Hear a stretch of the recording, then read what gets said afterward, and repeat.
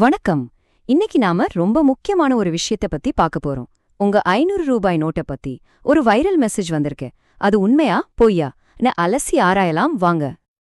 உங்க கையில இருக்கிற 500 ரூபாய் நோட்டு இனிமே செல்லாதா?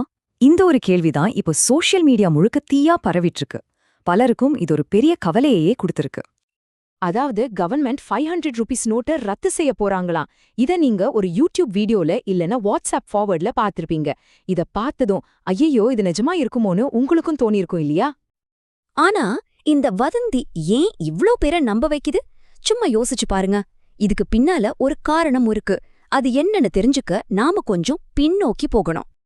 நம்ம எல்லாருக்குமே 2016ல நடந்த பண மதிப்பிழப்பு ஞாபகம் இருக்கும் இல்லையா? அப்போ பழைய 500, 1000 ரூபாய் நோட்டுகளை செல்லாதுன்னு அறிவிச்சாங்க.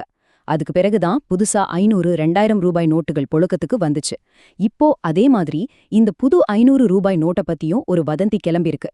அந்த பழைய அனுபவம் மனசுல இருக்கிறதால பணம் சம்பந்தமா எந்த நியூஸ் வந்தாலும் நமக்கு ஒரு வித பதட்டம் வந்துடுது. இந்த மொத்த குழப்பத்துக்கும் ஆரம்ப புள்ளி எங்க இருக்குன்னு தெரியுமா? ரிசர்வ் பேங்க் கொடுத்த ஒரு உண்மையான அறிவிப்பு தான். ஆனா அந்த அறிவிப்ப பலரும் தப்பா புரிஞ்சுக்கிட்டாங்க. ஒரு உண்மையான தகவலை எடுத்து அத அப்படியே திரிச்சுதான் இந்த பெரிய வதந்தியையே உருவாக்கியிருக்காங்க. அப்ப ஆர்பிஐ உண்மையில என்னதான் சொன்னாங்க?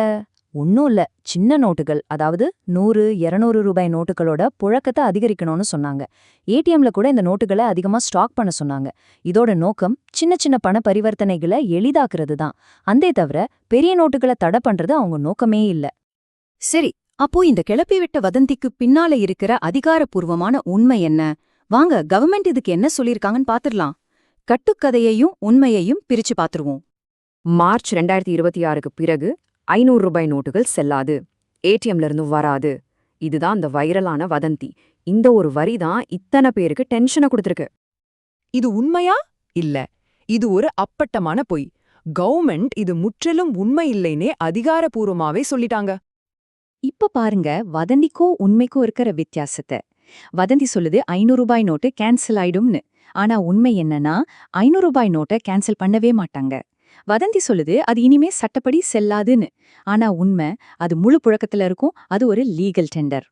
சரி, இதுக்கு என்ன ஆதாரம்னு கேட்டா கவர்மெண்டோட பிரஸ் இன்ஃபர்மேஷன் பியூரோ, அதாவது PIB, இது முழுக்க முழுக்க போலி செய்தின்னு தெளிவா சொல்லிட்டாங்க.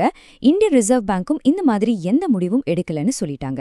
இது போதாதுன்னு எக்ஸ் சோஷியல் மீடியா பிளாட்ஃபார்ம்லயும் இந்த வதந்திக்கு முற்றுப்புள்ளி வச்சாச்சு. சோ பல அதிகாரப்பூர்வ இடங்கள்ல இருந்து இது பொய்னு உறுதிப்படுத்திட்டாங்க. அப்போ இதுல இருந்து நாம தெரிஞ்சுக்க வேண்டிய முக்கியமான விஷயம் என்னன்னா, உங்ககிட்ட இருக்கிற 500 ரூபாய் நோட்டுகள் முழுமையா செல்லுபடியாகும். நீங்க அதை வழக்கம் போல பயன்படுத்தலாம். அதனால எந்த கவலையும் இல்லாம உங்க பண பரிவர்த்தனைகளை நீங்க தொடரலாம். ஓகே, இப்போதைக்கு பிரச்சனை இல்ல. ஆனா எதிர்காலத்துல இந்த மாதிரி வதந்திகள் வந்தா அதிலிருந்து நாம எப்படி பாதுகாத்துக்கிறது? இதிலிருந்து நாம கத்துக்க வேண்டிய பாடம் ரொம்ப பெருசு. போலிச் செய்திகளை நம்பாம இருக்க 3 சிம்பிளான வழிகள் இருக்கு.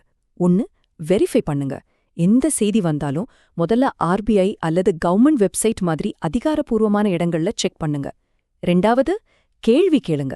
உங்களுக்கு வர்ற எல்லா மெசேஜையும் உடனே நம்பிடாதீங்க. 3வது, ஷேர் பண்றதுக்கு முன்னாடி யோசிங்க. உண்மையான தெரியாத ஒரு செய்திய மத்தவங்களுக்கு ஃபார்வர்டே பண்ணாதீங்க. நாம ஆன்லைன்ல பாக்குற எல்லா நியூஸும் உண்மையா இருக்காது. இதை நாம எப்பவும் ஞாபகத்துல வச்சுக்கணும். ஒரு விஷயத்த நம்புறதுக்கு முன்னாடியும், முக்கியமா அதை மத்தவங்களுக்கு ஷேர் பண்றதுக்கு முன்னாடியும் கொஞ்சம் நின்னு யோசிக்கிறது ரொம்ப அவசியம். யோசிச்சு பாருங்களேன், ஒரு செய்தியை மத்தவங்களுக்கு அனுப்புறதுக்கு முன்னாடி அது உண்மையா இல்லையான்னு செக் பண்ணா என்ன? இந்த டிஜிட்டல் உலகத்துல நாம எல்லாரும் இன்னும் கொஞ்சம் பொறுப்போட நடந்துக்கணுங்கிறது தான் நமக்கான ஒரு பெரிய சவால்.